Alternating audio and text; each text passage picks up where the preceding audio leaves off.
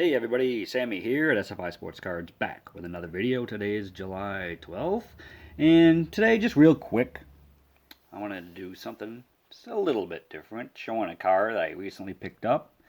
Now this card, it's nothing too outrageous. Most would think probably not too remarkable, not too exciting. Well, I think it is because, every card I buy, I think, has a little excitement. Why else would I buy it? But it comes from a specific set of cards that I like collecting over multiple years.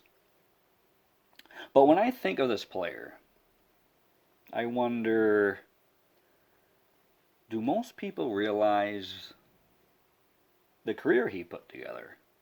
I don't often see him, hardly ever, get any time on YouTube or spoken about as far as one of the greats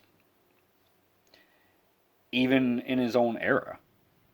But let's take a little deep dive into what he did on the field. He is a first ballot Hall of Famer. He hit over 300 over 21 seasons. 12 times he hit over 300. MVPs, top 10, 4 times. But I think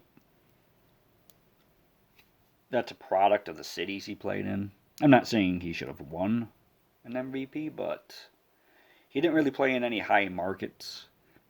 He was a runner-up once. Over 3,000 hits. In fact, way over 3,000 hits.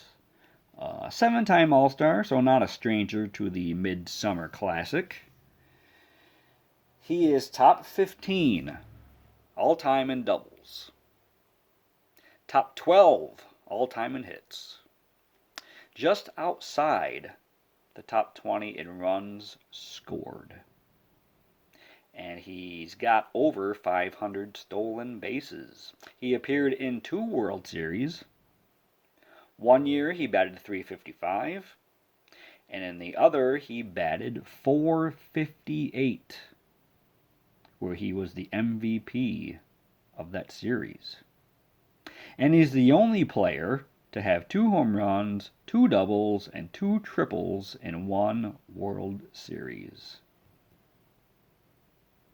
He played over 400 games at both third and second, but was primarily a DH towards the end of his career.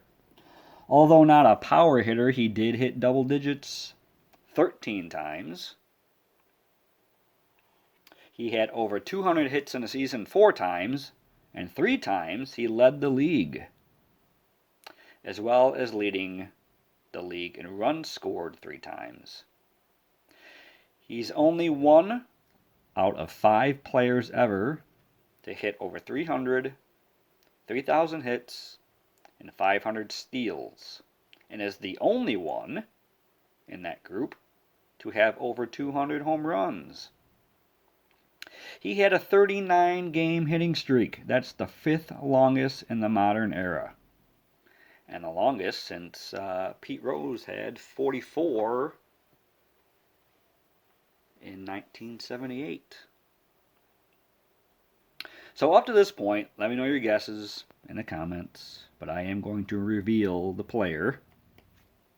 And like I said, it's not really from a set that is too crazy, but it's specific cards I like to collect, and that is the 87 Topps Tiffany. And the player is Paul Molitor.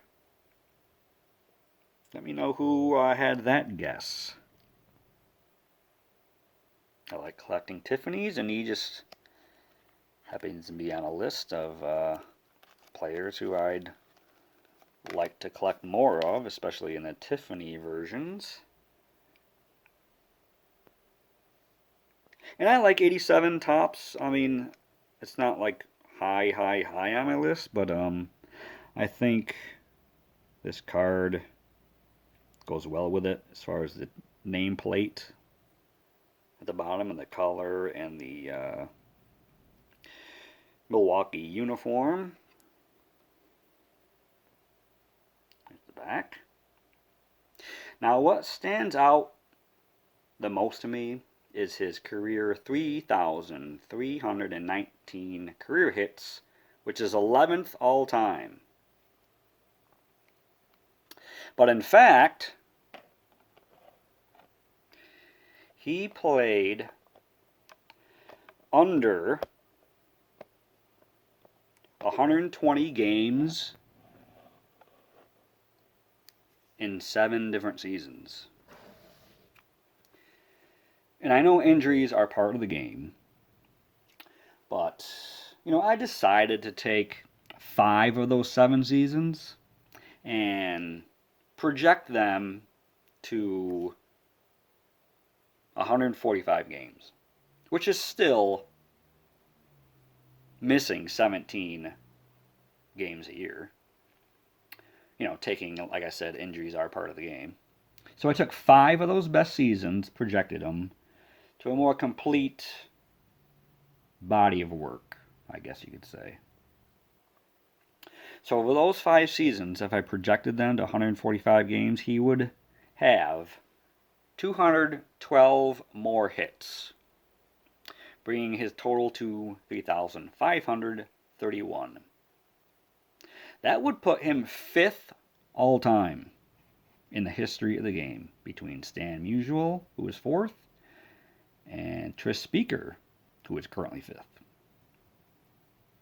Of course, that is just hypothetical, but something to look at, since he missed like over 500 games in his career and still had 3,319 hits. But I just wanted to take a little time putting it out there that, over the last 40 years, I doubt Paul Molitor's name would come up as one of the great hitters we've seen by most people. And I think as far as overall hitting prowess, it puts him in consideration to that discussion. He hit over 320 7 times. He's had one of the longest hitting streaks in history. His postseason numbers, career, hit 359 in 29 games. He hit over 320 in 3 different decades. So just an idea. If you're looking for that lower tier Hall of Famer who doesn't get the recognition he should, and his cards are affordable, but his career, is pretty amazing. But thanks for tuning in. Just wanted to give a little love to Paul Molitor and the recent card I just picked up. Hope everyone's having a great week, and we'll talk to you real soon. Be safe out there.